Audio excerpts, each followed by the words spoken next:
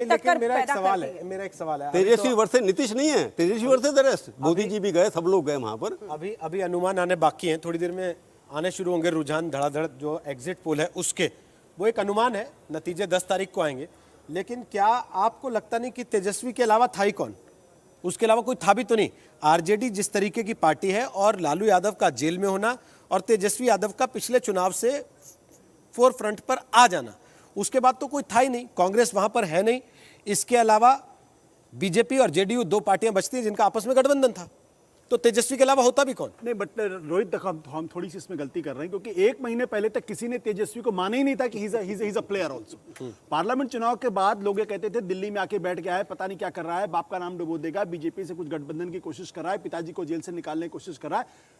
In fact एक महीने पहले तक अचानक जब उनकी रैलियों में भीड़ इकट्ठा होने लगी, जब रोजगार की बात की, तब लोगों को लगा ये कौन आदमी अचानक आ गया। और उसके बाद मुझे लगता है उसके बाद क्या हुआ कि जो एनडीए की जो रणनीति थी उनको समझ में नहीं आया काउंटर कैसे करें। दो सवाल है आपकी इस बात पर। आप कह रहे हैं कि रैलियों में भीड़ आने लगी, लोकसभा में भी उनकी रैलियों में बहुत भीड़ आ रही थी और हम सब इस पर चर्चा कर रहे थे कि तेजस्वी एक नेता के रूप में उभरते दिख रहे हैं, लेकिन सीट सबने देख लिया जो हाल हुआ 40 में से। अब सवाल मेरा आपसे यह है कि तेजस्वी एक स्ट्रैटेजिस्ट के तौर पर भी इस बार उभरे हैं। तेजस्वी यादव ने 77 सीटें जो अपनी है वो जेडीयू के खिलाफ आरजेडी का उम्मीदवार, इधर महागठबंधन से सबसे स्ट्रांग वो और उधर जेडीयू सबसे कमजोर एनडीए में। तो एक स्ट्रैटेजिस्ट के तौर पर भी शायद इस बार वो बेहतर कर पाए, क्योंकि भीड़ अगर पैमाना होता तब तो लोकसभा में भी बहुत भीड़ आई। देखिए, एक चीज मैं बताऊं, अभी तो रिजल्ट आना बाकी है, तो अभी हम कुछ भी कह सकते हैं, मतलब स्ट्रेटजीज भी कह सकते हैं, लेकिन हकीकत में कि मुझे नहीं लगता कोई बहुत बड़ी स्ट्रेटजी उनकी वहां पर कोई काम आई है। कभी कभी जो चीज जो बहुत महत्वपूर्ण इस चुनाव में उभर के आई है, जो आश्चर्यजनक है, वो ये है कि जिस नीतीश कुमार की अप्रूवल रेटिंग सीएसडीएस के हिसाब से 2015 में 80% थी, वो 2020 के चुनाव में आके 40% या 45% के आके गिर जाती। तो नीतीश कुमार का गिरना इस चुनाव की सबसे बड़ी खबर। चौथी बार आ रहे हैं, मतलब और 15 साल देखिए, की एंटी इनकम्बेंसी बहुत मामूली नहीं, बहुत बड़ा आंकड़ा माना और आप देखिए कि वो वही नीतीश कुमार 2010 में 77% की अप्रूवल रेटिंग है, 2015 में 10 साल के बाद 80% की अप्रूवल रेटिंग है, 2020 में आकर सडनली डाउनफॉल जो उनका शुरू होता है, तो जाहिर सी बात है उस शून्य को कोई ना कोई तो भरेगा। एक छोटी सी बात मैं कहना चाहूंगा। देखिए, जो बात अभी प्रभु जी कह रहे थे उसमें उसको समझना पड़ेगा कि उत्तर प्रदेश के अंदर जब अखिलेश यादव और मायावती का गठबंधन हुआ, लोगों ने कहा कि मुलायम को मोदी को रोक देंगे ये लोग, लेकिन वो गठबंधन कहां काम आया?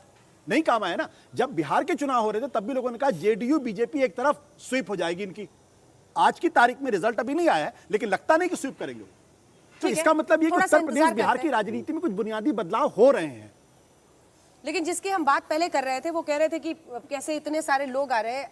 नीतीश को अगर फेयरली, क्योंकि उनका भी एक बहुत लंबा सफर रहा है पूरा, अगर आप जेपी मूवमेंट से लेकर अभी तक उनके पूरे राजनीतिक सफर को आके, तो ये भी देना पड़ेगा कि शायद कोविड में और लॉकडाउन का जो सारा गुस्सा था प्लस 15 साल का एंटी इनकम्बेंसी, वो सब उनका सामना करना पड़ रहा है। ये पहला चुनाव है लॉकडाउन के बाद, और जो प्रवासी मजदूरों की दिक्कत थी वो सब देखना समझना पड़ेगा। नौकरियों का जो हाल है, इकोनॉमी में जो जबरदस्त गिरावट है, उन सब का गुस्सा उन्हें 15 साल के मुख्यमंत्री के तौर पर एंटी इनकम्बेंसी के साथ झेलना पड़ रहा है। प्रभु जी, समझ लेना, क्योंकि जैसे इकोनॉमिक का पॉइंट मैं पहले उठाऊंगा, आपको ये जानकर अच्छे पता लगेगा कि बिहार का इकोनॉमिक ग्रोथ रेट 2018-19 के अंदर देश के इकोनॉमिक ग्रोथ से डबल था। 12% जीडीपी ग्रोथ बिहार के अंदर हुई, जबकि राष्ट्र की जीडीपी ग्रोथ 7% थी। तो इसलिए आप